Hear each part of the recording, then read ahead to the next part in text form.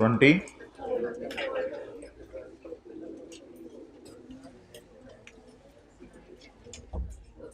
Okay, अच्छा जी, अब आ जाएं आप हजरात, तशरीफ़ ले आएं पेज 69। पेज 69 के ऊपर हमने ये पढ़ा था कि शेयर्स खरीदने पे टैक्स माफ होगा, डाले थे, और इंश्योरेंस प्रीमियम जमा कराने पे टैक्स माफ होगा। सेक्शन 62 में हमने ये पढ़ा था, साइड पे जाके आराम से ढूंढ लो।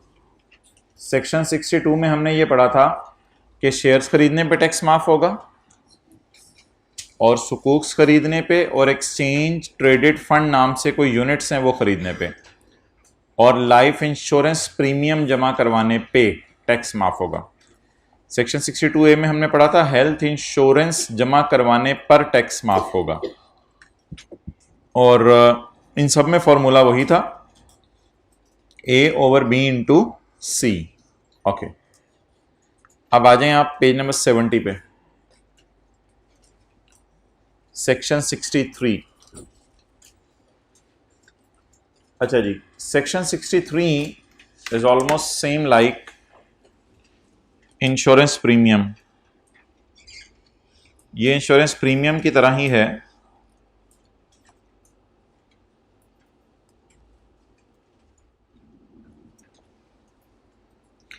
एक साहब जो नेस्ले में जॉब कर रहे हैं, उनको पता है कि जिस वक्त मैं रिटायर हो जाऊंगा तो मुझे रिटायरमेंट के बाद पेंशन नहीं मिलनी, तो उनको अपनी पेंशन की फिक्र होती है, क्योंकि पेंशन आमतौर पे गवर्नमेंट एम्प्लॉयज़ को मिलती है। तो वो अपनी पेंशन की टेंशन में हुकूमत के पास जाते हैं और हुकूमत से कहते हैं मुझे इस बात की टेंशन है कि मुझे पेंशन नहीं मिलनी। तो हुकूमत ने कहा आप हमारे चाचे के पुत्र नहीं हो, हम भी आपको पेंशन नहीं देंगे, हम सिर्फ गवर्नमेंट एम्प्लॉयज़ को देते हैं। तो हुकूमत ने कहा आप ऐसा करो, आप थोड़े थोड़े पैसे जमा कराने लग जाओ, जैसे कि लाइफ इंश्योरेंस में पैसे जमा होते थे। तो आप हुकूमत को 1 लाख रुपया जमा करवा देंगे, फिर अगले साल 1 लाख रुपया जमा करवा देंगे, चलते चलते चलते चलते चलते जब आप पहुंचेंगे 60 साल की उम्र में तो 61 ईयर्स से ऑनवर्ड्स अब आपको पैसे मिलने शुरू हो जाएंगे।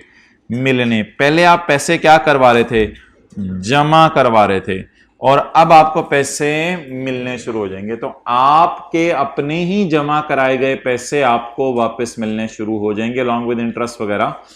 तो इस अरेंजमेंट को पेंशन का अरेंजमेंट कहते हैं। लाइफ इंश्योरेंस भी यही थी कि आप हर साल लाख लाख लाख रुपए जमा कराए थे, जब आपकी डेथ हुई तो आपके बुरसा को पैसे मिलना शुरू हो गए। इधर आपकी डेथ नहीं हुई, आप जिंदा हैं और आपको पैसे मिलना शुरू हो गए।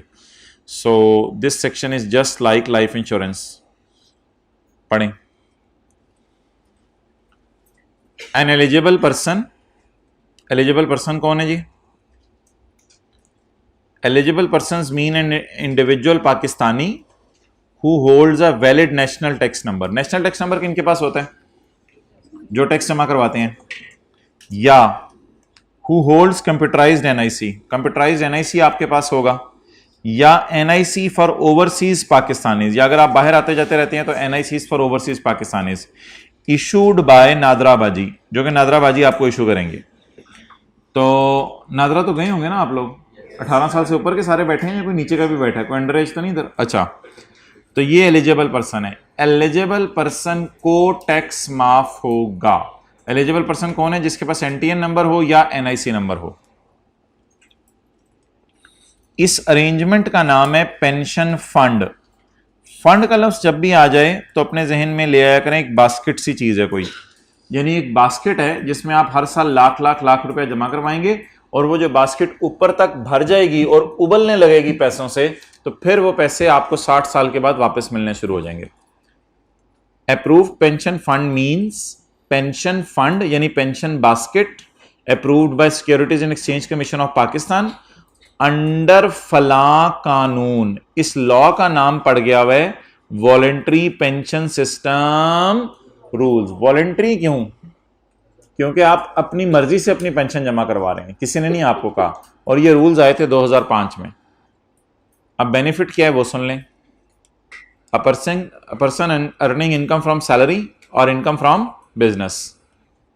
इसको इजाजत है टैक्स क्रेडिट की for a premium paid in approve pension fund. Premium जब भी आ जाए ना तो प्रीमियम को आप समझा करें एनुअल कंट्रीब्यूशन, यानी आप सालाना पैसे जमा करवा रहे हैं, एनुअल कंट्रीब्यूशन। तो eligible person earning income from salary और income from business shall be allowed a tax credit for सालाना contribution in approve pension fund under voluntary pension system rules 2005। Okay, क्या चीज? Securities and Exchange Commission of Pakistan. Okay, इधर C is lower of, आपको मैंने बताया था, premium paid by the person और 20% of taxable income for the year. अच्छा यार ये बाद में कर लेना, अभी क्लास के दौरान ना करो। अच्छा मोहतरम, इसके बाद जो है वो हाउएवर से आगे वाली बात अभी मैं न्यूमेरिकल के जरिए आपको समझाऊंगा। अदर कंसिडरेशंस, ये स्कीम कब आई थी? 2005 में। इससे पहले एक स्कीम थी 1998 की और उसके बाद एक स्कीम थी 2002 की। तो ये जो 1998 और 2002 की जिसको मैंने येलो से हाईलाइट किया, ये ओल्ड स्कीम थी या न्यू? और न्यू स्कीम कब आई? 2005 में। जब लोगों को पता चला कि नई स्कीम आ गई है तो लोगों ने इससे पैसा निकलवा के इसमें जमा करवा दिया और इससे पैसा निकलवा के इसमें जमा करवा दिया। हुकूमत ने कहा आपको टैक्स माफ नहीं होगा। मैं तो चाह रहा था आप घरों से अपनी सेविंग लाके जमा करवाते हैं, आपने तो पुरानी स्कीमों से नई स्कीम में पैसा जमा करवा दिया, तो आपको हम टैक्स माफ। तो 2005 की नई स्कीम में जो पैसा है वो आपने घर से लाना है या हुकूमत की पुरानी स्कीमों से निकलवा के इधर डालना है? अगर पुरानी स्कीमों से निकलवा के डालेंगे तो टैक्स माफ। तो ऐसी सूरत में जो मैंने आपके सामने बनाई है, टैक्स क्रेडिट माफ नहीं होगा। मुझे पढ़ लेने में फिर नोट कीजिएगा जी। क्या चीज?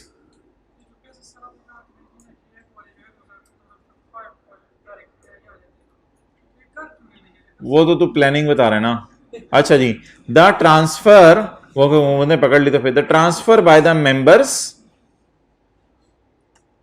क्लास के बाद मिलना, the transfer by the members of old scheme, transfer by members of old scheme of their old balance to the new individual pension shall not qualify for tax credit। साथ वाले को ऐसे देखे कहीं, shall not qualify for tax credit। इसी तरह दोस्ती बनती है, बोले shall not qualify for tax credit।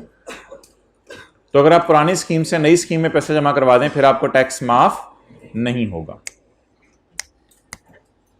Okay, अब मोहतरम आ जाए, ये जो बात हमारी रह गई थी। अच्छा, जनरल रूल क्या है? जनरल रूल ये है कि आपने एक्चुअल प्रीमियम लेना है और 20% ऑफ टैक्सेबल इनकम।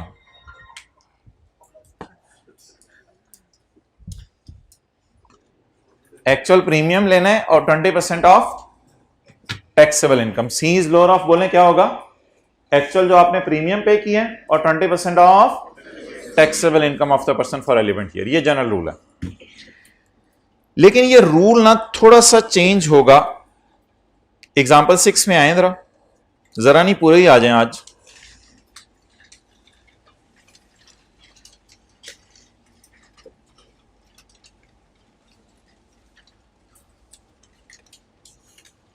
आज तो आपको ज्यादा होमवर्क मिलना चाहिए ना, आज तो ताकरात नहीं है, कल तो ताकरात थी। अच्छा, फिजिकल वालों से कह रहा हूं, ऑनलाइन वाले के हाँ जी। अच्छा भाईजान, अगली बात मैं ये कह रहा था कि अच्छा फिर पहले खड़े हो जाओ, बता कल कितनी देर जागा है और क्या करता रहे। अच्छा मुझे ये पता नहीं, अच्छे बच्चे हैं माशाल्लाह सारे। अच्छा मुझे ये बताएं कि सी एस लोअर ऑफ क्या क्या है? प्रीमियम जो आपने पे किया या 20% of taxable income of current year.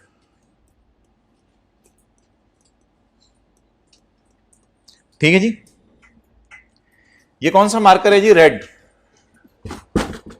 Premium और 20% of taxable income of current year. एक ऑफर आई थी जो थी टिल 30 जून 19, और अब वो ऑफर खत्म होगी भी है, लेकिन हम फिर भी इसको पढ़ रहे हैं। एक ऑफर आई थी टिल 30 जून 19, और ये ऑफर सिर्फ उन लोगों के लिए थी जिनकी एज थी अबव 40, जिनकी उम्र थी 40 साल से ज्यादा। उनके लिए ऑफर क्या थी? उनके लिए ऑफर ये थी कि अगर आपकी उम्र 41 साल है तो 20% को 22% कर दिया जाएगा आपके लिए। अगर आपकी उम्र 41 साल है तो 20% को 22% कर दिया जाएगा आपके लिए। अगर आपकी उम्र 42 साल है तो फिर 22% को 24% कर दिया जाएगा। यानी हर एक साल बढ़ने पे परसेंटेज कितने परसेंट बढ़ा दी जाएगी? 2%। अगर आपकी उम्र 43 साल है तो 24% को 26% कर दिया जाएगा।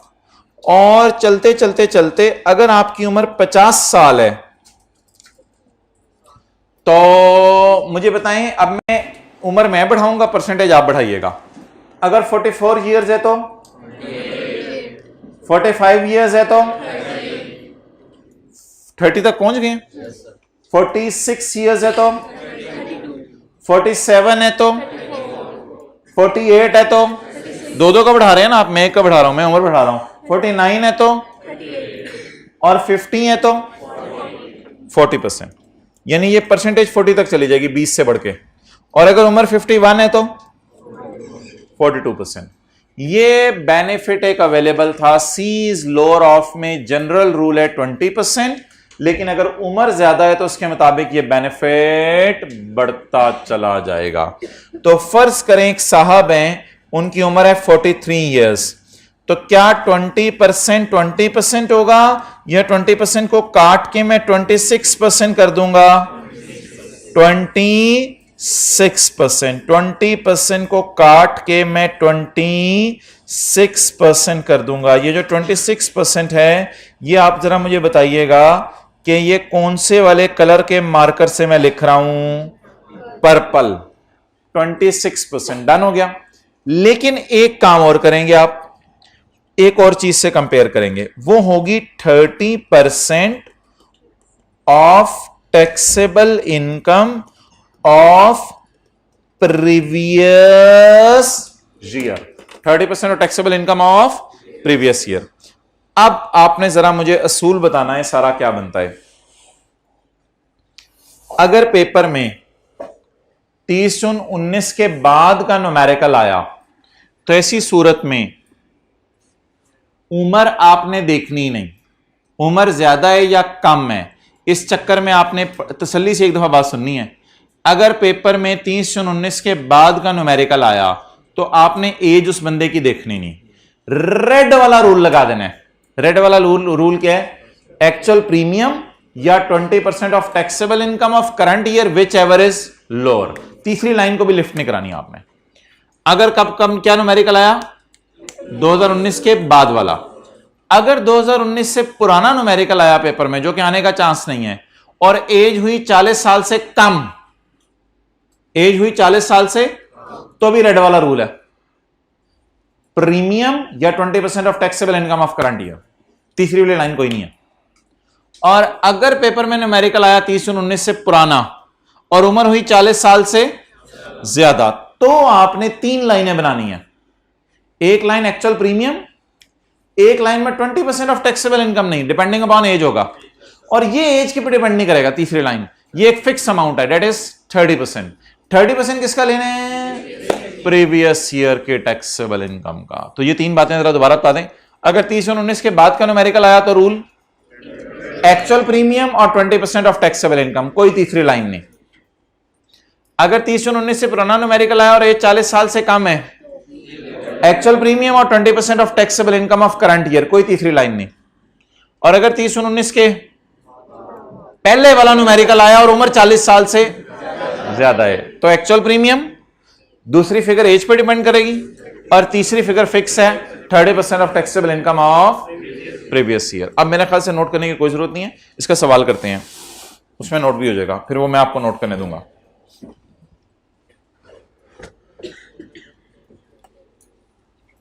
पेज 78।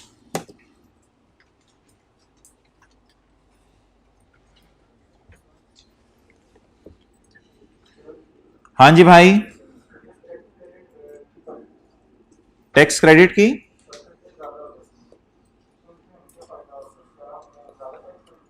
टैक्स क्रेडिट की परसेंटेज अगर ज्यादा हो जाती है तो ऑब्वियसली सी वाली फिगर बढ़ जाती है। जब सी वाली फिगर बढ़ती है तो ए ओवर बी इंटू सी का जवाब ज्यादा आता है। तो जब ए ओवर बी इंटू सी का जवाब ज्यादा आता है तो टैक्स क्रेडिट ज्यादा आता है। फिर हाँ, लेकिन एक बड़ी फिगर्स तो आ जाएंगी ना जिसमें से आपने लोअर ऑफ लेना होगा। ओके, चलें जी पढ़ें।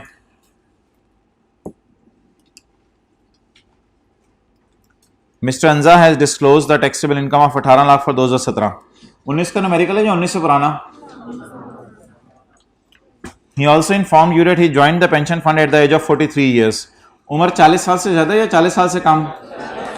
इसका मतलब है दो वजह जिसकी वजह से मैं नया वाला रूल लगाऊंगा, एक न्यूमेरिकल 2017 के और उम्र 40 साल से ज्यादा है। जब ये दोनों बातें पाई जाएंगी तो फिर नया वाला रूल लगेगा। नया वाला रूल क्या है? 3 लाइनें, 2 लाइनें कंपेयर नहीं करनी, सी में 3 लाइनें कंपेयर करनी है। 2017 में उसने कितनी कंट्रीब्यूशन जमा करवाई? 4,90,000। ये 4,90,000 इसने किसको जमा करवाए हैं? हुकूमत को जमा करवाए हैं। वॉलंटरी पेंशन सिस्टम रूल्स के तहत ये सालाना कंट्रीब्यूशन है जो इसने हुकूमत को जमा करवाई है। पिछले साल इसने कितना कमाया था? 9 लाख। इस साल कितना कमाया है? 18 लाख। इस साल कितना कमाया है? 18 लाख। पिछले साल कितना कमाया था? 9 lakh. Okay, let's start the numerical. जी भाईजान बोलें जी, टैक्सेबल इनकम इसकी इस साल की 18 लाख। Double underline close. इसका टैक्स तो यार छोड़ दें, ये सोल्यूशन से देख के बता दें, छोड़ें, आप कहां जाके निकालेंगे? 1,60,000। मुझे जो अभी मैं कॉन्सेप्ट कराना चाह रहा हूं उस पर फोकस कराने दें। Less tax credit under section 63. The formula is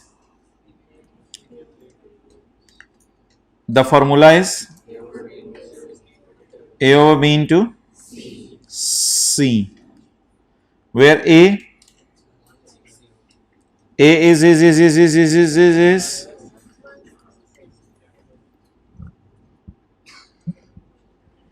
A क्या होगा? 1,60,000 एंड बी इज, हो गए अंडे पूरे,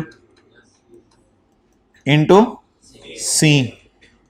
सी is lower of. Number 1, premium बताएं कितना है? Premium 4,90,000। 20% of taxable income, no no no no no no 26%। 43 साल है ना। 26% taxable income. Current year previous year, current year previous year, current year कितनी इनकम है? ओ भाईजान 18 लाख है, क्या हो गया है? खुदा का खौफ करें। 26% of taxable income of current year. अच्छा, ठीक है। या 30% ऑफ टैक्सेबल इनकम ऑफ, बोले 9 लाख।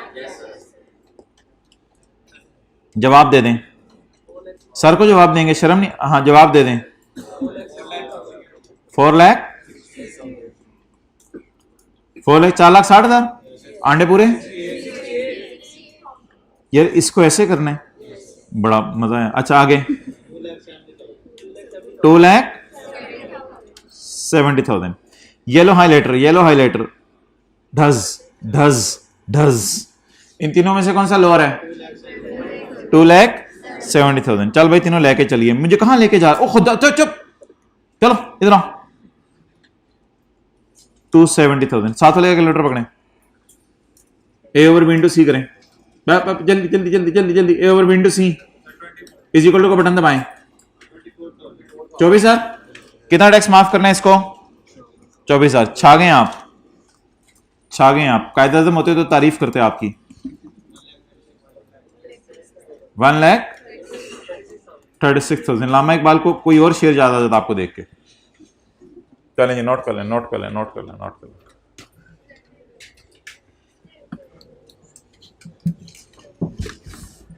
जल्दी नोट करें, जल्दी नोट करें। किताब में जो सोल्यूशन हुआ है उसको रजिस्टर में नोट करें। जल्दी जल्दी जल्दी जल्दी जल्दी जल्दी जल्दी जल्दी जल्दी जल्दी। भाई भाई भाई, नोट कर, नोट कर, नोट कर, नोट कर। आप रोजाना पीछे बैठते हो, किसी दिन आगे भी बैठा करो।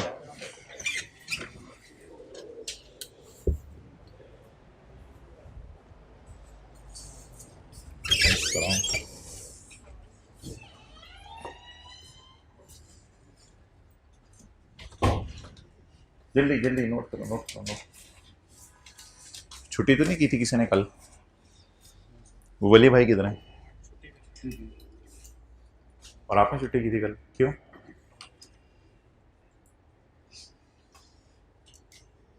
आपने भी की थी?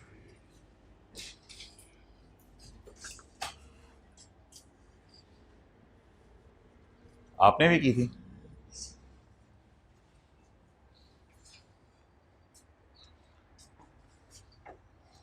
वो एक और भी ये भाई बैठते थे दाढ़ी वाले, किधर गए हैं पठान? उन्होंने भी छुट्टी की हुई है, वो भी नहीं आए ना आज। हद हो गई यार।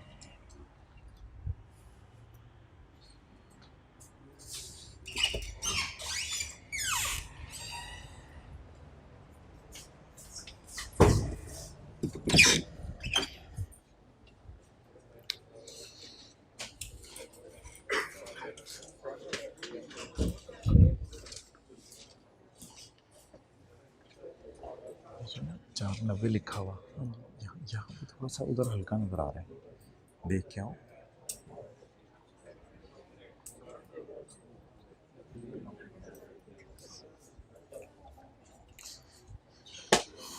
ओके,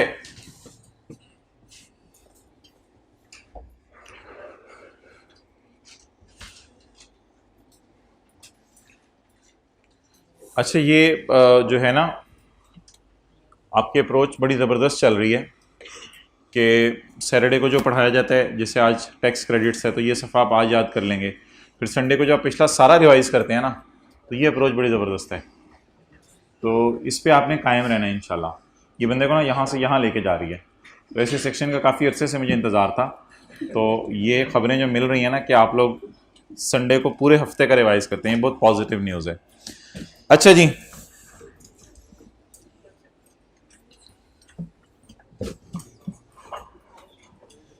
अबू बकर मसला था ना?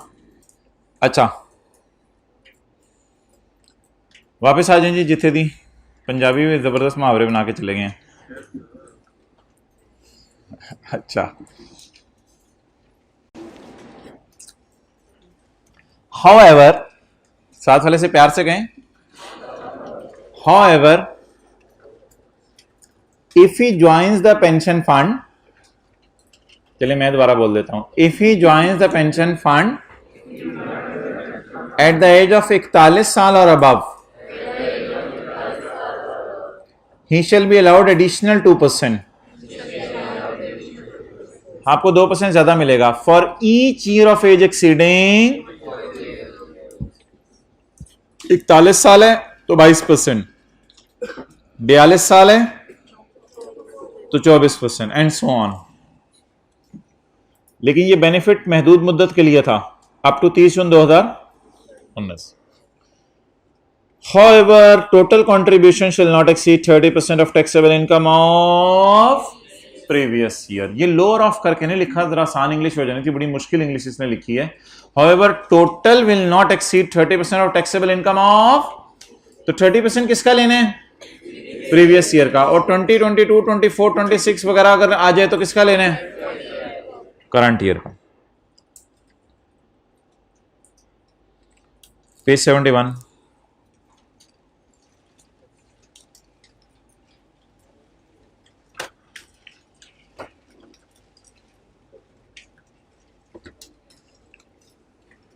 Deductible allowance for profit on debt, deductible allowance for profit on date.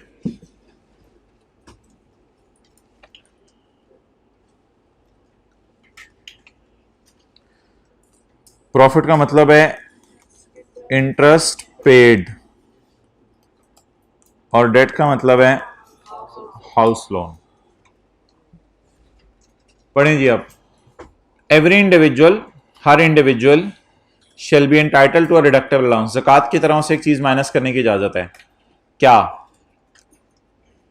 Share in rent या share in appreciation for value of house. ये बात मैंने इनकम फ्रॉम प्रॉपर्टी के चैप्टर में पढ़ाई थी कि ये बैंक को आप रेंट का शेयर श्योर कोई नहीं देते और बैंक को अपने घर की कीमत बढ़ने की एप्रिसिएशन का कोई वैल्यू नहीं देते। असल में आप बैंक को इंटरेस्ट ही दे रहे होते हैं। तो ये ऐसे धोखे के लिए इसने लिखा हुआ है, तो इस धोखे में नहीं पढ़ना। इस सारे अंडरलाइन किए हुई बात का मतलब है इंटरेस्ट। लेकिन पेपर में इसी तरह लिखना है, शेयर ऑफ रेंट दे रहे हैं आप बैंक को या share in appreciation for value of house दे रहे हैं। जिस बैंक से आपने लोन लिया हुआ है घर बनाने के लिए अपना, every individual shall be entitled to a deductible allowance for interest paid in the year on loan received from a scheduled bank, non-banking financial institution, government, local government, provincial government, statutory body, public company listed on a stock exchange in Pakistan। अच्छा जी, ये जो लोग हैं ना,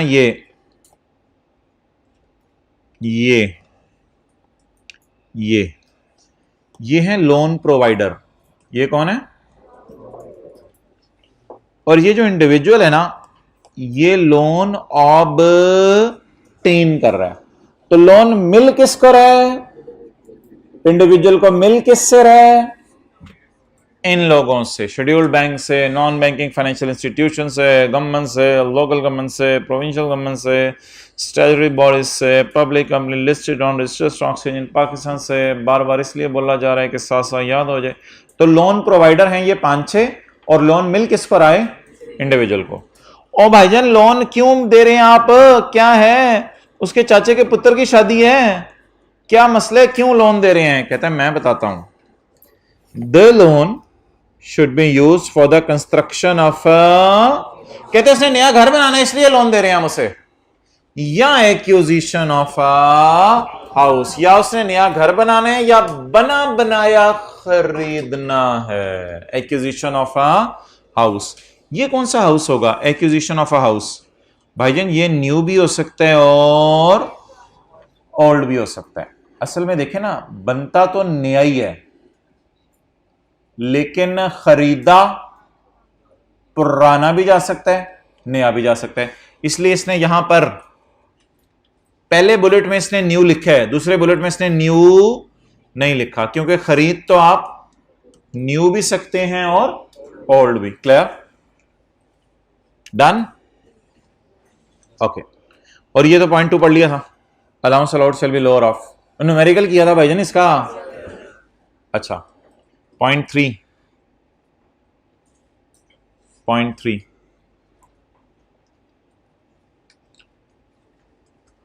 आपकी 2010 की total income है 50 और 2011 की टोटल इनकम है 70। आपने interest on house loan minus करने की कोशिश की 52। क्या पूरा माइनस हो सका या नहीं हो सका? कितना माइनस करना चाह रहे थे? ऊपर पड़ा कितनी हुई है इनकम, कितना माइनस नहीं हो सका। अब आपने कोशिश की इस 2 को अगले साल जाकर माइनस करूं, तो आपको पड़ी चपेट कि ये 2 आप अगले साल जाके माइनस। ज़कात में भी यही पड़ा था माय डियर, हर गाय ज़कात में यही पड़ा था कि ज़कात भी अगले साल जाके माइनस नहीं हो सकती। इसको नोट कर लें साथ वाले के रजिस्टर पे।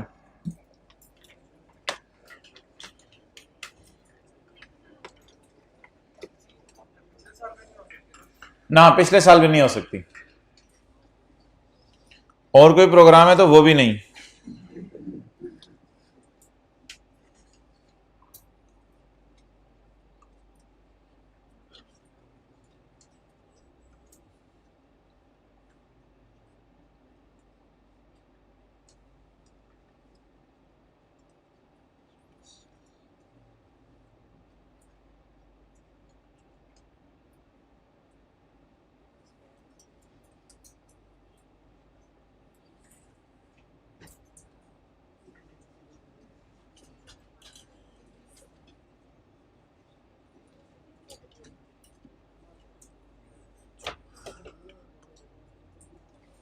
ओके, पढ़ें जी। जा रहे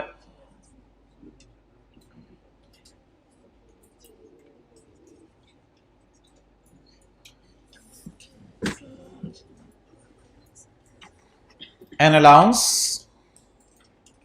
which is not able to be deducted, कितना? 2 shall not be carried forward to a subsequent tax year। ये अगले साल माइनस नहीं हो सकता है, सही है। ओके चलें जी भाई, बस आज का आखिरी सेक्शन करते हैं 60D, उसके बाद फरहीन वाला न्यूमेरिकल हमने शुरू किया था उसको हम रिज्यूम करेंगे। भैया ये आपके सिलेबस का आखिरी डिडक्टेबल अलाउंस है 60D। एक ज़कात था डिडक्टेबल अलाउंस, एक इंटरेस्ट ऑन हाउस लोन है, और ये एक और डिडक्टेबल अलाउंस है ज़कात की तरह। ये भी ज़कात की तरह माइनस करने की इजाज़त है। ये जितने ज़्यादा माशाल्लाह आपके बच्चे होंगे उतना ज़्यादा बेनिफिट यहाँ आपको मिलेगा। द मोर द बच्चे the more the benefit. Okay, deductible allowance for educational expenses, लेकिन शर्त यह है कि उनको पढ़ाना भी पड़ेगा। तो अगर आप बच्चे पढ़ाएंगे जो अल्लाह की तरफ से मिल रहे हैं आपको, अगर आप उनको पढ़ाएंगे तो इस पे आपको हुकूमत आपसे क्या होगी, खुश होगी। शहबाज शरीफ आपके कंधे पे थपकी देगा, जिगर तू अपने बच्चों को पढ़ा रहा है, कमाल कर दिया तूने। एवरी इंडिविजुअल, अच्छा बच्चे एओपी के होते हैं? होते हैं। कंपनी के बच्चे होते हैं। पीटीसीएल और यूफो ने शादी कर ली, रॉयल फैन पैदा हुआ सुबह सुबह पता नहीं क्या बुलवा रहे हो। तो कंपनीज के बच्चे होते हैं, ऑफिस के बच्चे होते हैं, या इंडिविजुअल्स के बच्चे होते हैं? अब ये ना क्लास के बाद आके कहिएगा जानवरों के भी होते हैं, उनको भी डिडक्टेबल, तो वो पढ़ाएंगे तो नहीं ना, पढ़ाने पे है ना। एवरी इंडिविजुअल गाय, इंग्लिश वाला गाय मैं बोल रहा हूं। Every individual guy is entitled to a deductible allowance. हर इंडिविजुअल गाय को डिडक्टेबल अलाउंस माइनस करने की इजाजत है। फॉर ट्यूशन फीस पे, ट्यूशन फीस का मतलब ये नहीं कि शाम को जहां अकेडमियों में ट्यूशन पढ़ने जाते हैं। ट्यूशन फीस का मतलब ये है कि सुबह जिस स्कूल में पढ़ रहे हैं उसकी भी ट्यूशन फीस इसमें शामिल है। तो for tuition fees paid if the taxable income of individual is less than rupees 15 lakh. लेकिन भाईजान सारे लोगों को यह बेनिफिट अवेलेबल नहीं है।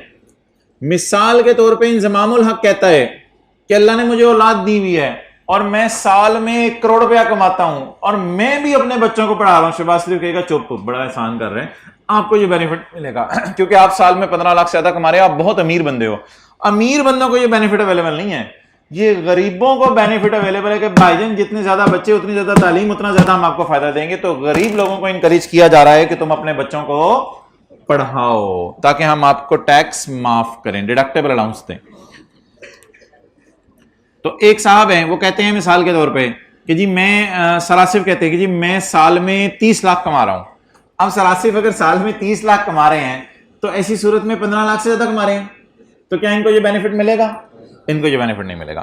मिसाल के तौर पे हमारे कॉलेज के अंदर कोई कैशियर है, वो कहता है जी मेरी महीने की तनख्वाह 50,000 है, तो साल की तनख्वाह 6 लाख, 50,000 12 6 लाख, उनको ये बेनिफिट मिलेगा? जी बिल्कुल। हम उन्हें कहेंगे भाईजान जल्दी जल्दी शादी करो, शादी करके अल्लाह आपको औलाद दे, जब अल्लाह आपको औलाद देगा तो आपको एक बेनिफिट मिलेगा, वो बेनिफिट लेने के लिए जल्दी जल्दी। अच्छा जी, तो every individual is entitled to a deductible allowance for tuition fees paid if the taxable income of the individual is less than 15 lakh. तो ये इंडिविजुअल से क्या मुराद है? बच्चे की इनकम या अम्मी अब्बू की इनकम?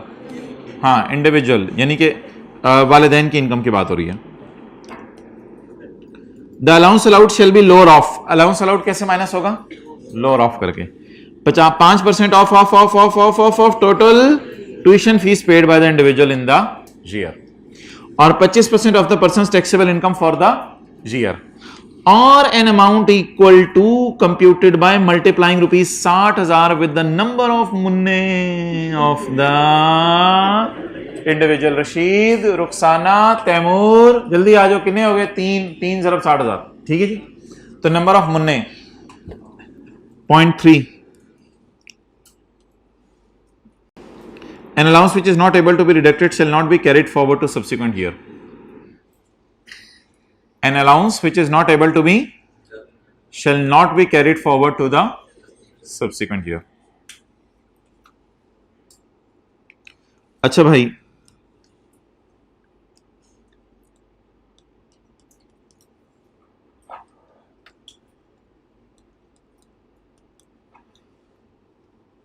डैड ने काला सूट पहना हुआ है, मॉम ने लाल सूट। ये डैड है और ये मॉम है। मॉम कमा रही है 12 लाख, डैड कमा रहे हैं 11 लाख। ज्यादा तो नहीं हो गए सिफर? डैड कमा रहे हैं 11 लाख। अब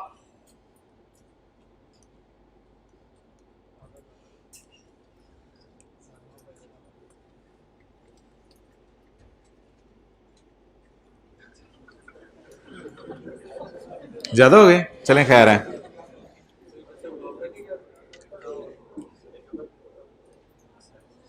आप भी जरा इधर आ जाएं, चलें करीब करीब खड़े हो जाएं। कोई तू भी इधर आ, इधर हो जाओ। अच्छा, कितने हो गए माशाल्लाह?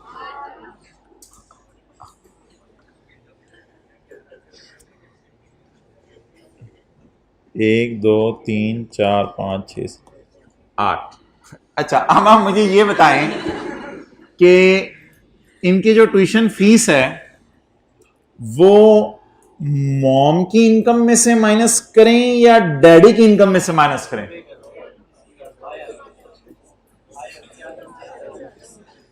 तुसी मेरे वाला आ जाओ ते तुसी अब्बू वाल टुर जाओ। नहीं नहीं, ये चक्कर नहीं रखा हुआ। तो या मॉम की इनकम में से माइनस करेंगे या डैड की इनकम में से माइनस करेंगे, ये सवाल है। तो अब लॉ मेकर को इसका हल पेश करना चाहिए था, लेकिन लॉ मेकर ने इसका हल पेश नहीं किया, बल्कि उसने अम्मी अब्बू के दरमियान लड़ाई डलवा दी। वो कहते हैं ईदर ऑफ द पेरेंट जो मर्जी माइनस कर ले, कोई मसला नहीं, अब लड़ो, अब लड़ाई करो। अब अम्मी अब्बू लड़ रहे होंगे, अब्बू कह रहे होंगे पुत्र बच्चों इधर आओ, इधर से हम माइनस करेंगे ट्यूशन फीस। अम्मी कहेंगी बेटा खाना तो मैं बना के देती हूँ, इधर आओ, इधर से ट्यूशन फीस माइनस करेंगे। तो लॉ मेकर कहते हैं मुझे कोई फर्क नहीं पड़ता, जो मर्जी माइनस कर ले मेरी तरफ से। ये नहीं करना आपने कि 4 इधर ले जाएं 4 उधर ले जाएं।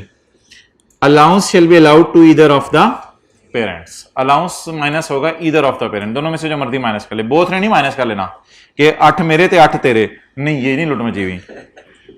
तो on furnishing national tax number और name of the educational institution. लेकिन इसके लिए एक शर्त है कि जिस तालीमी इदारे बीकन हाउस के अंदर आप अपने बच्चे को पढ़ा रहे हैं, उस तालीमी इदारे का नेशनल टैक्स नंबर कमिश्नर को बताएं।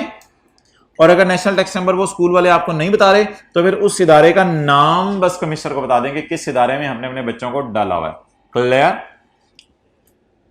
तो शर्त एक है, इदारे का नेशनल टैक्स नंबर आपको बताना पड़ेगा या इदारे का नाम बताना पड़ेगा, जहां 8 हो जाते हैं।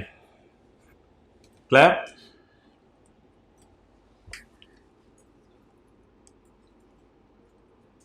चलें जी, इस फैमिली को अब जरा थोड़ा सा रेस्ट करवाएं, साइड पे हम अपनी बातें करें।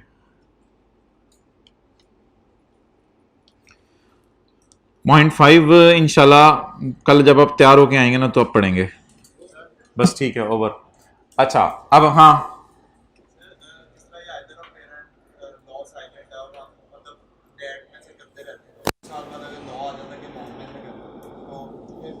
मॉम और डैड में से नहीं करना, बोलो मॉम और डैड की इनकम में से। चलो आगे आप बात करो।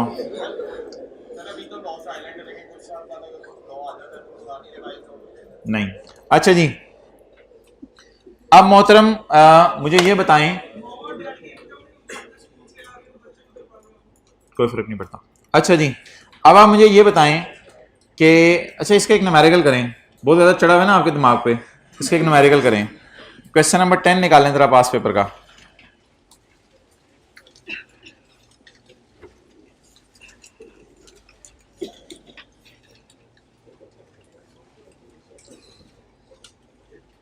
क्वेश्चन नंबर 9 पेज 79, जल्दी कर दें, जल्दी जल्दी जल्दी। कैलकुलेटर निकालें, हाइब्रिड वाले कैलकुलेटर जरा सामने रखें, नीचे करके नहीं, ऊपर करके रखें, जरा मुझे नजर आए कैलकुलेटर है आपके हाथों में। चलें शुरू करें जी, ऑन का बटन दबाएं।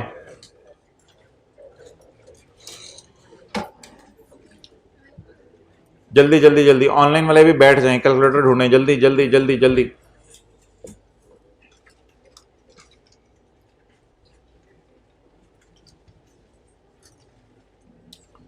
जल्दी जल्दी, क्वेश्चन 9, 30 सेकंड लेफ्ट।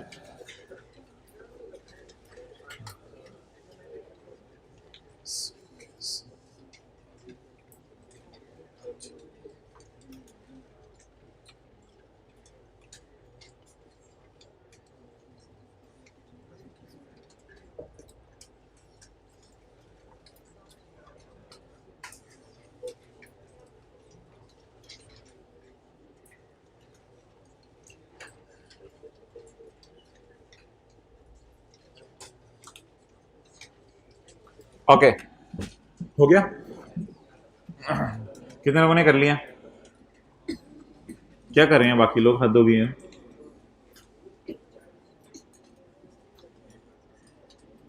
बस किसी तरह आप रोजाना आ जाए ना तो यही बड़ा कमाल है। जमाल तो बात की बात है। कितने लोगों के दिल के अंदर जाके ये बात लगती है। ओके,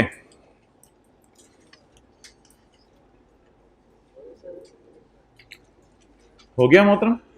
कमाल कर दी है ना आपने तो।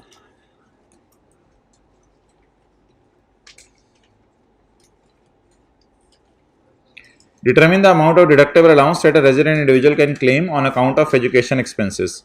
Deductible allowance निकालने, टैक्स ना निकालने बैठ जाइएगा।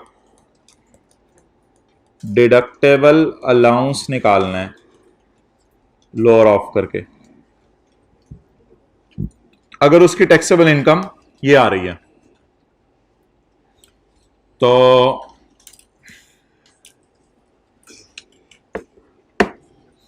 अच्छा, पहली चीज ही बोलें, पहली चीज क्या है? 5% of tuition fees. Tuition fees, अच्छा मुझे बताएं,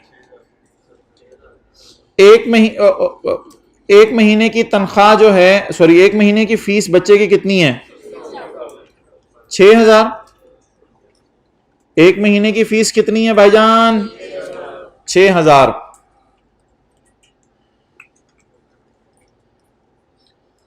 मंथली फीस साल में कितने महीने पड़े होंगे? 12 महीने।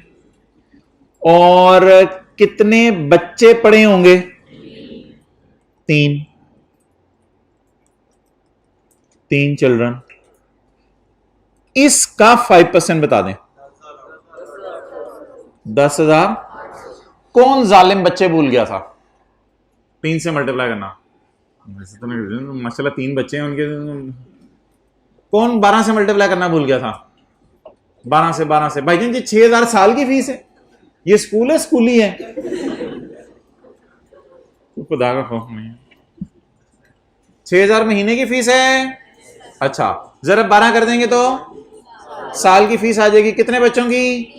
3 की। खुदा का खौफ करें, 6,000 को 12 से जरब देंगे 3 बच्चों की फीस आएगी। क्या हो गया है? 6,000 को 12 से जरब देंगे कितने बच्चों की फीस आएगी? एक बच्चे की। कितने अरसे की? 1 साल की। लेकिन हमारे माशाल्लाह, सॉरी इस बंदे के कितने हैं? 3। तो फिर 3 से मल्टीप्लाई करेंगे कितने बच्चों की फीस आएगी? 3 की। अब 3 बच्चों की फीस आ गई, इससे किससे मल्टीप्लाई करना है? 5% तो लॉ ने दिया हुआ ना। और दूसरी चीज ये सबने निकाल लिया होगा और बड़े खुश हो रहे हैं। बड़ा कमा, नहीं अच्छे बच्चे हैं जी। आगे पूरा 2 लाख या रशीद, रुखसंदा इधर आओ जल्दी, तैमूर, पूरे हो गए 3। 1,80,000 लोअर, तो डिडक्टेबल अलाउंस है 10,800। तीनों में से लोअर माइनस करना है।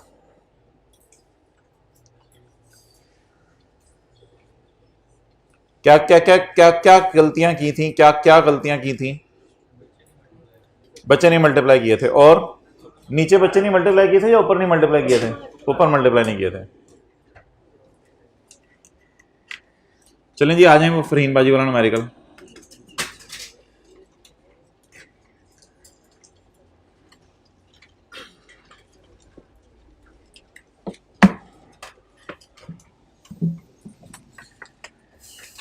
उठ जाए भाईजान, जल्दी जल्दी अटेंटिव हो जाए सारे, जरा खड़े होकर बैठे। खड़े हो जो हाइब्रिड वाले खड़े हो जाए, खड़े हो जाए।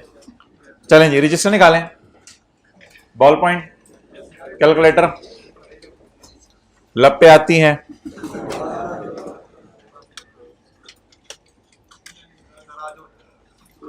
हो जाए, चलो शुरू कर दो। मैंने तो नहीं मना किया।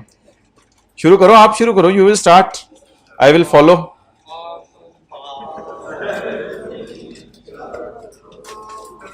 करें, पूरा करें जल्दी, मैं सवाल ढूंढ लूं इतनी देर।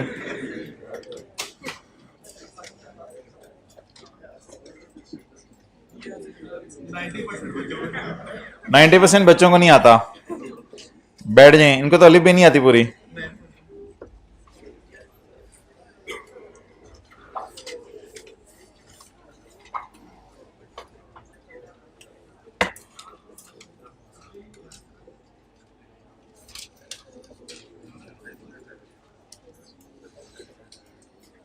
पेज नंबर कौन सा है?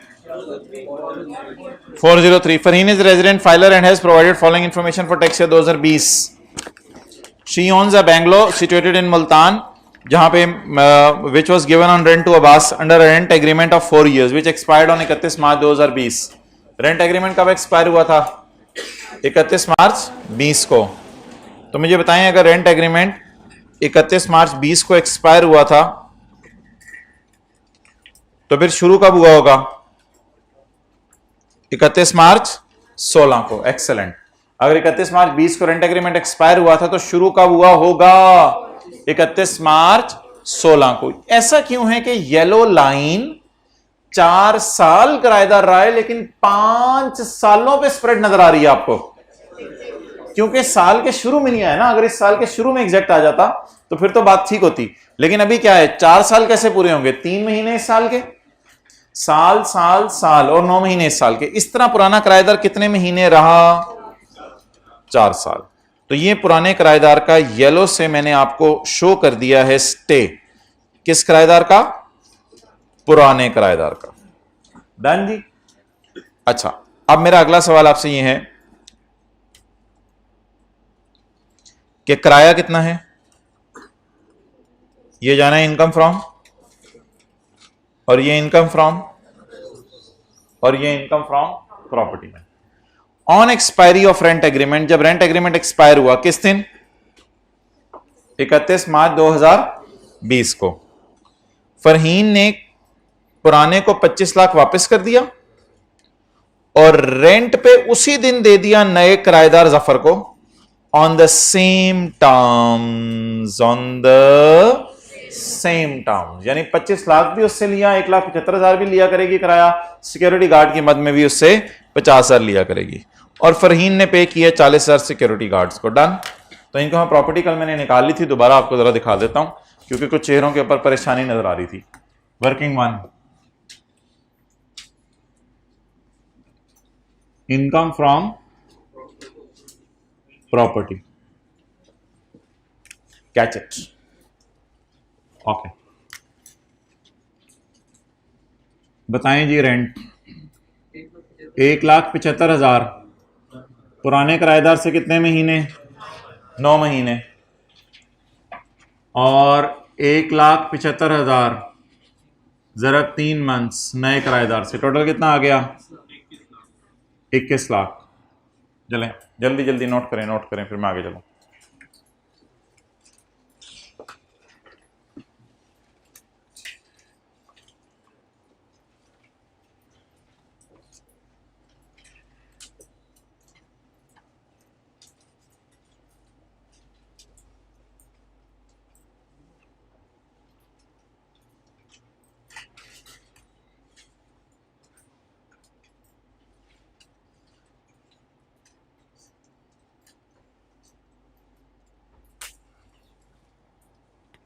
ओके,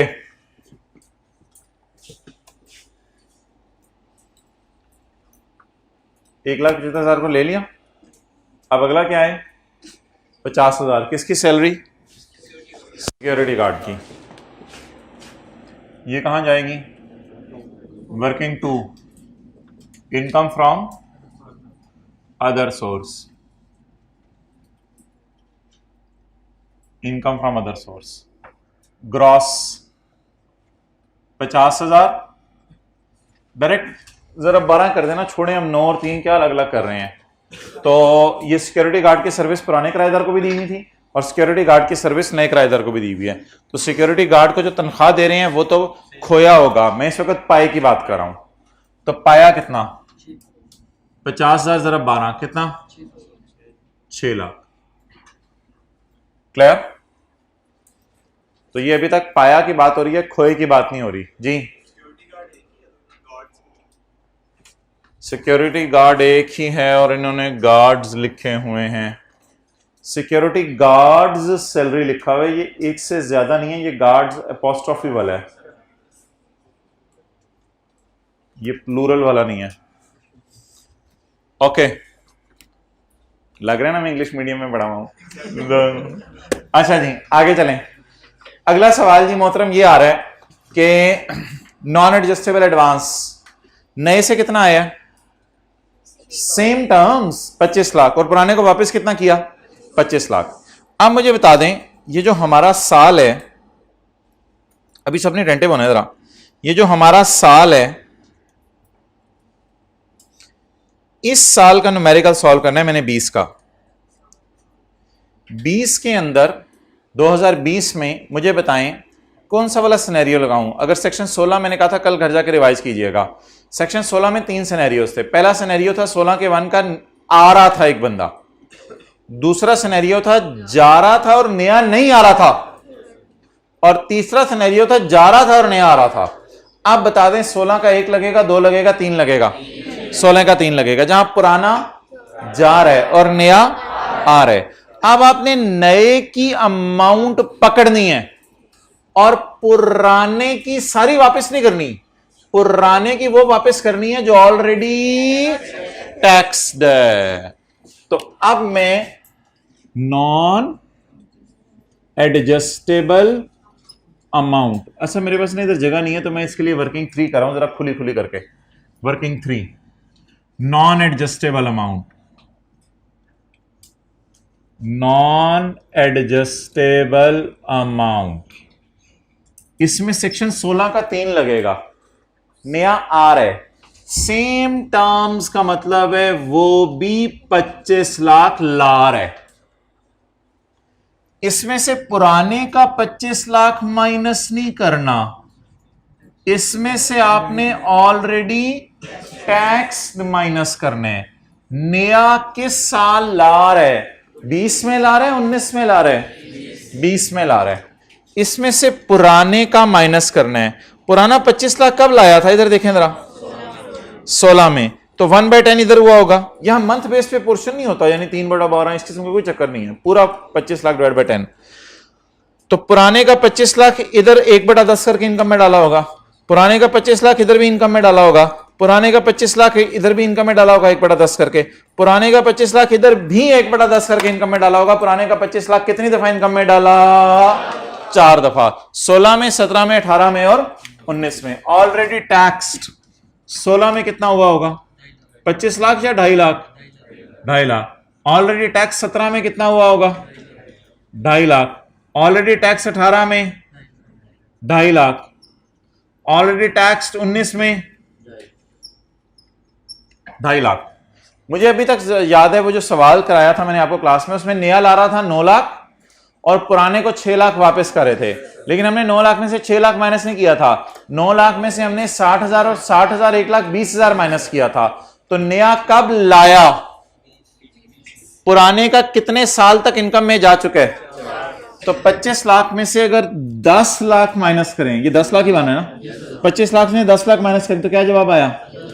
15 लाख। 15 लाख को इनकम में डालने या इसको भी आगे 10 से डिवाइड करने हैं? 10 से डिवाइड करेंगे तो क्या जवाब आएगा? तो ये इस फिगर को मैंने यहां लिखना था 1,50,000। अब नोट कर लें, पूरा व्हाइट बोर्ड कवर करो।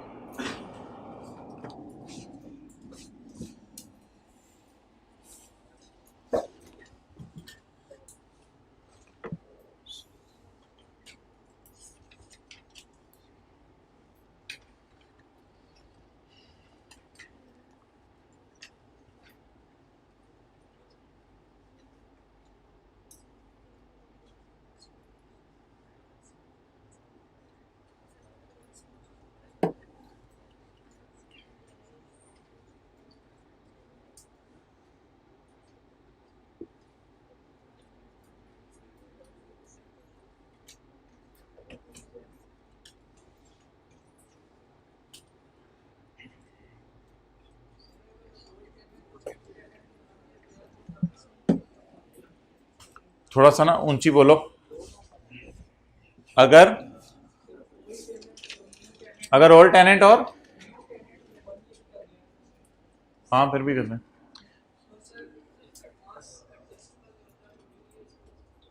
वो जितने मर्जी अरसे का हो, बस आपने जितना हमारे साल की इनकम में बनना है वो डालना है, उससे कोई फ़र्क नहीं पड़ेगा। जितना इस साल जो हमारा रेंट बनता है वो इनकम में डालेंगे, जितने महीने घर किराए पर आप। ये सवाल मैंने करवाने हैं, इसलिए मैं आपका सवाल रिपीट नहीं कर रहा सबके सामने। अच्छा जी, क्लियर। अगली बात, ये हो गया non adjustable amount. Any question? इसमें अब आपकी कोई राय तो पूछ लें। कल जो थोड़ी सी परेशानी आई थी शक्लों पे, वो अगर परेशानी सही हो गई है तो हाथ खड़ा करके बता दें जरा, तो कल जाते जाते शक्लों में परेशानी आ गई थी। क्लियर हो गया? And it was so easy. I don't know why you were worried, you people got worried, so I went home, I was worried. Okay, चलें जी आगे।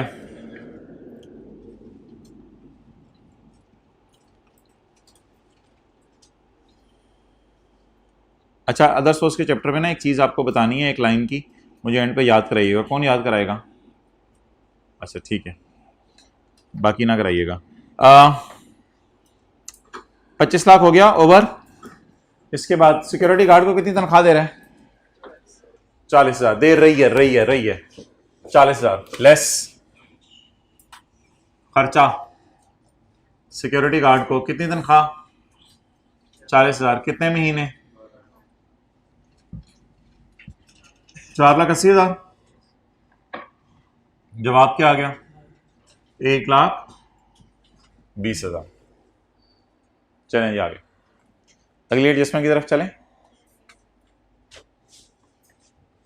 ये था जी कल वाला पॉइंट। अब नया पॉइंट पढ़ते हैं आज, point 2।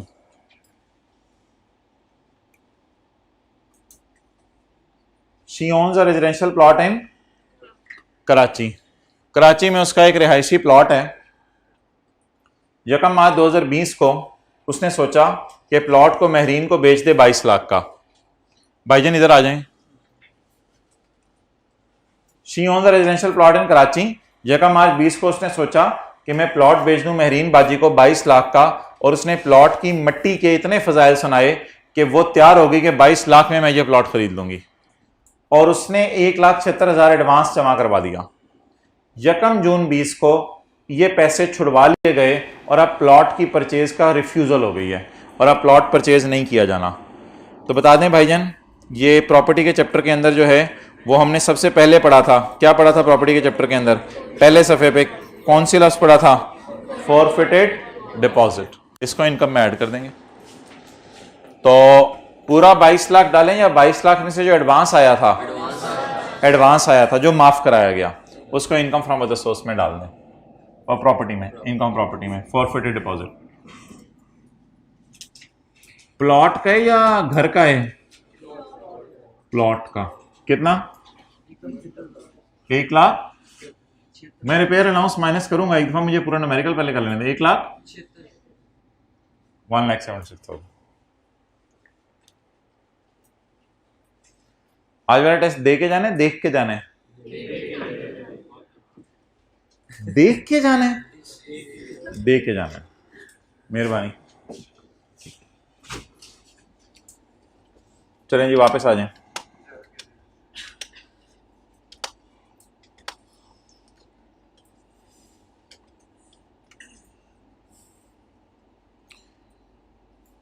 On Yekam December 2017, she had acquired a furnished office on a monthly rent of 5,000। उसने एक दफ्तर लिया है 5,000 किराए पे। आगे ना पढ़े। असूली तौर पे ये होना चाहिए कि दफ्तर अगर किराए पे लिए तो दफ्तर के अंदर कोई काम शुरू करे, कोई ऑफिस बनाए, कोई सर्विसेज दे, लॉ सर्विसेज, कोई मैरिज ब्यूरो खोलनी होगी फरीन बाजी ने, कुछ भी जो भी करना करे, दफ्तर में कोई ना कोई कारोबार होना चाहिए। दफ्तर कारोबार के लिए है, ऐसे लोग दफ्तर किराए पे नहीं ले देते। तो उसने कोई दफ्तर किराए पे लिया, असूली तौर पे वहां उसने कोई कारोबार करना चाहिए था, लेकिन कहानी कुछ और है आगे। अपने इस्तेमाल के लिए उसने दफ्तर लिया था, लेकिन हुआ क्या था, उसने पे किया था एक नॉन रिफंडेबल 20 लाख रुपया पुराने किराएदार को कि तुम ऑफिस छोड़ो। असल में गई होगी पुराने किराएदार के पास, पुराने किराएदार को कहा होगा मैं फरहीन, उसने कहा फिर क्या, उन्होंने कहा निकल इधर से, उन्होंने कहा क्यों, इसने कहा 20 लाख पकड़ो, मैं जा रहा हूं। तो पुराने किराएदार को छुड़वाया। पुराना किराएदार कब्जा छोड़ नहीं रहा था। आपको पता है लोग कब्जा करके बैठ जाते हैं जगह पे, तो पुराना किराएदार जा नहीं रहा था, पुराने किराएदार को इसने 20 लाख दिया। ये तो बात है 2017 की। ये तो बात है 2017 की, हम 20 में खड़े हैं। She received 24 lakh from Shahroz to vacate the office. Shahroz साहब आए और शहरोज साहब ने कहा फरीन बाजी निकले इधर से। ने कहा नहीं निकलती। शहरोज ने कहा 24 लाख पकड़े। ने कहा जा रही हूं। Which she accepted and received the amount in over year, और उसने वो पैसे एक्सेप्ट कर लिए। तो भाईजान मैंने आपको बड़े वाज़े अल्फाज में कहा था, इससे ज्यादा वाज़े अल्फाज में मैं कह नहीं सकता था कि ये जो विकेट का लफ्ज है ना, यहां से आपको पता चला करेगा। विकेट होता है कब्जा छुड़वाना, और अगर आपका अल्लाह भला करे और आपके साथ वाले का स्पेशली, अगर आपने जो है वो ये डायग्राम बनाई हुई है ना, तो फिर तो आपके मसले हल हैं फरहीन वाले न्यूमेरिकल के, वरना आपके मसले नहीं है, मसाइल हैं। फिर मैंने कहा था प्रॉपर्टी को किराए पे देना, इनकम प्रॉपर्टी, ये आप लोगों को ही पढ़ाया हुआ है, मैं होम ट्यूशन नहीं पढ़ा रहा टैक्स की घर में। ये घर किराए पे देना भी इनकम प्रॉपर्टी है, नॉन एडजस्टेबल अमाउंट भी इनकम प्रॉपर्टी है, फोरफिटेड डिपॉजिट भी इनकम फ्रॉम प्रॉपर्टी है। घर बेचना कैपिटल गेन है। और मैंने वेकेटिंग पोजेशन का लफ्ज बोला था कि पेपर में आएगा, यहां से आपको पता चला करेगा। तो कब्जा छुड़वाना प्रॉपर्टी का, ये इनकम फ्रॉम अदर सोर्स में जाएगा। ये डायग्राम कितने लोगों को याद है? अच्छा, अगली बात, इसमें फिर पूरी तफसीलन बात हुई थी भाईजान, बहुत पुराना किराएदार नया, और ये सारी बात हुई थी। और फॉर्मूला हमारा बना था inflow minus outflow divided by 10। ये सारा आप लोगों की क्लास के अंदर ही आकर ड्रामे की, सॉरी, हाँ जी, ले खींच लें तस्वीर।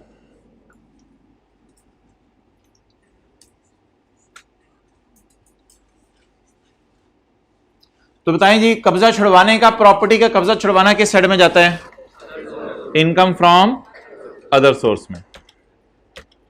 तो मुझे कैसे पता चला पुराने किराएदार से कब्जा छुड़वाया जा रहा है और नया किराएदार आके इससे कब्जा छुड़वा रहा है? विकेटिंग का लफ्ज बार बार लिखा हुआ है। तो अब मुझे बता दें पाया कितना है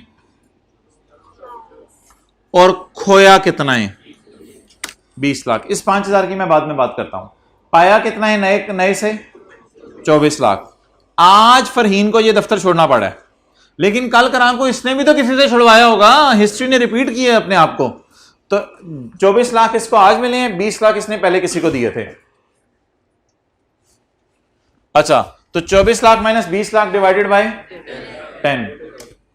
यार नहीं यार, तो परेशान हो गया, तेरे साथ ये करना था। अच्छा जी, तो ये कौन से हेड में जाएगा?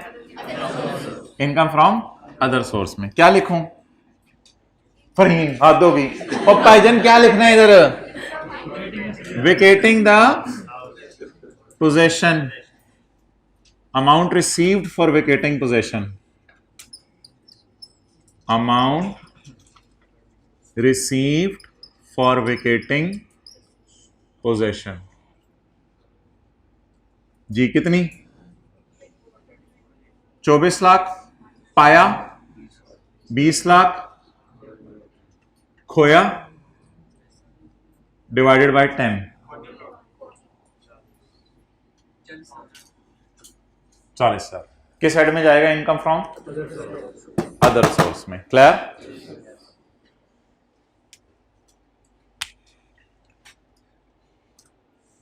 Should I move next? Thank you. You people have allowed me. अच्छा, मुझे ये बताएं इस 5,000 का क्या करना है? नहीं, ये इनकम तो नहीं है यार, हाथ दो भी। पे कर रही होगी ना किराया। She had acquired office on rent, तो पे कर रही होगी ये किराया। असल में ना इस 5,000 को इग्नोर करेंगे, क्योंकि ना ऑफिस में फिर जो बिजनेस वगैरह कर रही है, जो भी काम कर रही है, वो सवाल वाले ने हमें बताया नहीं। तो सवाल वाला अगर हमें बताता ना कि उसने क्या किया है और किस हेड में फिर ये 5,000 इस्तेमाल किए, फिर तो शायद कोई तुक बनती इसकी। लेकिन अभी जो है इसका तुक मलंगा ही बन सकता है, तुक शुक इसकी कोई नहीं बन रही। तो इसको यहाँ से फारिग कर दें। अब 5,000 पर्सनल एक्सपेंडिचर के जो भी कह दो, बहरहाल किसी हेड में खर्चे के तौर पे माइनस नहीं कर सकते अब हम। हाँ, और अगर सवाल बता देता कि ये किराया दे के वो इसने उधर ब्यूटी सैलून खोला हुआ है, तो फिर वो इसकी इनकम फ्रॉम बिजनेस हो जाती और इसमें से ये खर्चा हम रेंट का माइनस कर देते।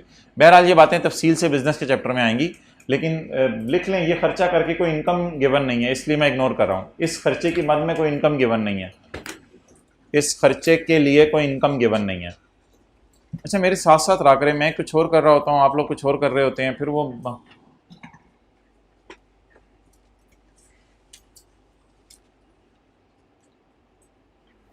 इमाम साहब सजदे में पहुंचे होते हैं, मुक्तदी भी खड़ा होता है, बाद में उसने रुकू करना होता है, फिर मसला हो जाता है फिर।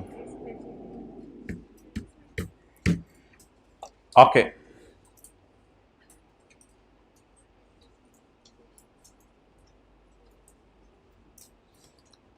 वाज़े असरात नजर आने चाहिए साथ वाले की जिंदगी पे रमजान के बाद, बहुत अच्छा बच्चा बन जाए। पॉइंट 4, ऑन 1 अक्टूबर 2019, देख रहे हैं सर इधर, Meherbani, she inherited a factory with plant and machinery from her अब्बू and let it out on 1 December at a monthly rental of 5 lakh.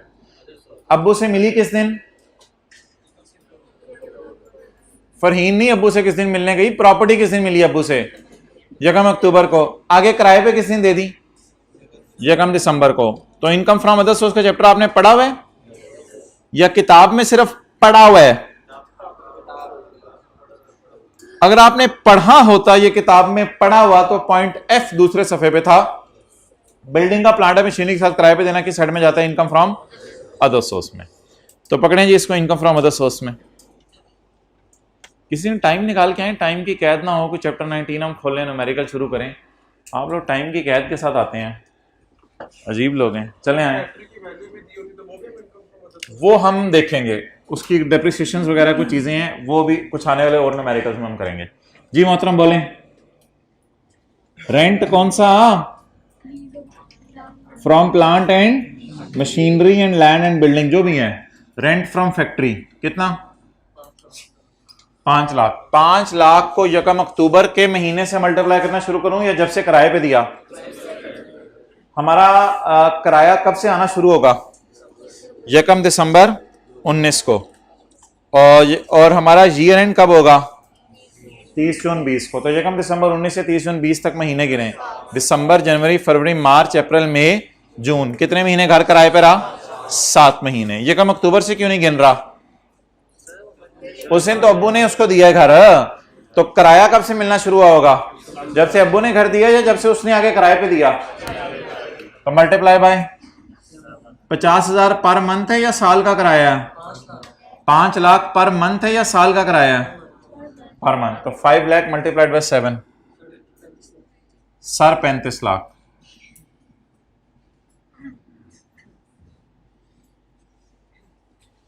Okay, on 15 नवंबर 2019, अपने फ्रीन को कहा बस कर दे यार, वो तो चल नहीं, आखिरी adjustment. On 15 November 2019 she received income tax refund of 1,80,000। उसे इनकम टैक्स रिफंड कितना मिला जी? 1 लाख। इधर देखो, उसे इनकम टैक्स रिफंड कितना मिला है बाजी को? 1,80,000। ये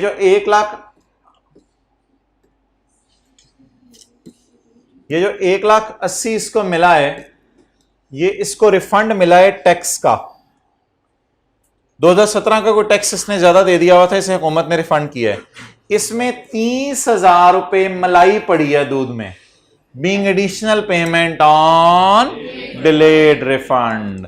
इस कबाब में केचप कितनी पड़ी है? 30,000। इस पिज्जे के अंदर एक्स्ट्रा टॉपिंग कितनी है?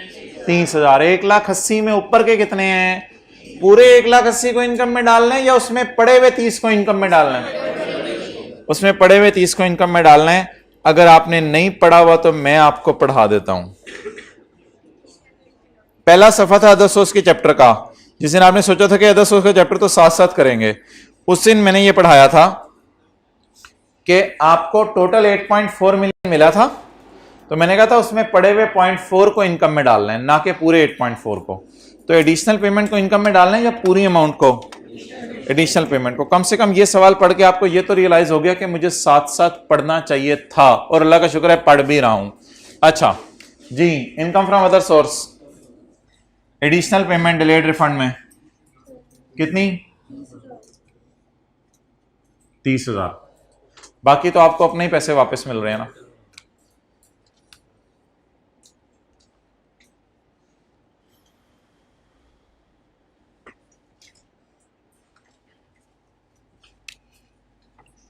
Less repair allowance, income property में।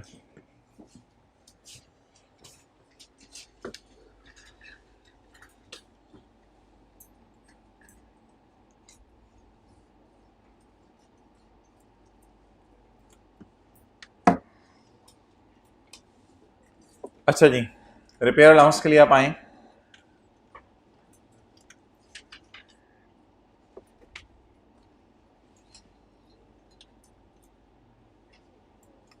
इनकम प्रॉपर्टी के चैप्टर में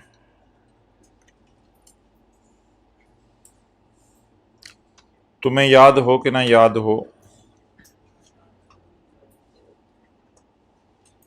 मुझे भी लगता है भूल गया, नहीं याद है। ये मैंने कहा था किराया और फॉरफिटेड डिपॉजिट प्लॉट वाले पे रिपेयर अलाउंस नहीं लेना, याद आ रहा है? और बहरिया टाउन का एक प्लॉट और एक घर दिखाया था आपको डायग्राम में। तो किराया लैंड का है या प्लॉट जिसे आप कहते हैं, या फॉरफिटेड डिपॉजिट प्लॉट का है, उस पर रिपेयर अलाउंस नहीं लेना। बाकी तो सारी फिगर्स पे नॉन एडजस्टेबल अमाउंट और रेंट और इन पे रिपेयर अलाउंस कैलकुलेट करना है। तो ये प्लॉट के फॉरफिटेड डिपॉजिट पे रिपेयर अलाउंस कैलकुलेट करेंगे नहीं करेंगे? तो बाकियों पे कर लें। 21 लाख जमा 1,50,000 इंटू 1/5। अच्छा मुझे बताएंगे न्यूमेरिकल आधा कितने लोगों से हो जाना था अगर मैं ना भी डिस्कस करता? आधा आधा आधा हो जाना था यार। तो आई कैप के लेवल पे आप अभी पहुंच गए हैं। तो जो आखिर में आपको जुलाई में छुट्टियां मिल अगस्त में जुलाई में छुट्टियां मिलनी है अगस्त में, तो उसका क्या बनेगा आपका अगस्त में? सॉरी, तो लेवल हो जाएगा आपका। तो यानी अभी आप आधा कर सकते थे ये, अगर मैं ना भी कराता तो खीर होगी यार वैसे। जी बोले कितना? 4 लाख। कहने का मतलब ये था कि अगर एक दो कोई चीज आपको नहीं समझ आ रही तो परेशान होने की जरूरत नहीं है। आई कैप आपसे आधा सही होना एक्सपेक्ट करता है। 4 लाख भाईजान निकल चुके हैं।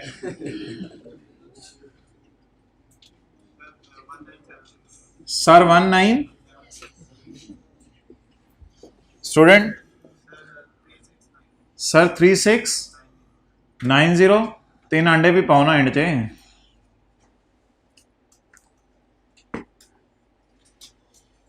अब न्यूमेरिकल का फेस मैं नहीं बना रहा, फेस में आप इन दोनों को ऐड कर दीजिएगा, प्रॉपर्टी को और अदर सोर्स। तो न्यूमेरिकल का क्या बन जाएगा? फेस बन जाएगा। यार ये बड़ा जबरदस्त काम आप करें जो संडे को रिवाइज करें ना पूरे हफ्ते का। ये अब नरगिस ने अपनी बेहूरी पे रोना छोड़ दिया है। Now she is very happy.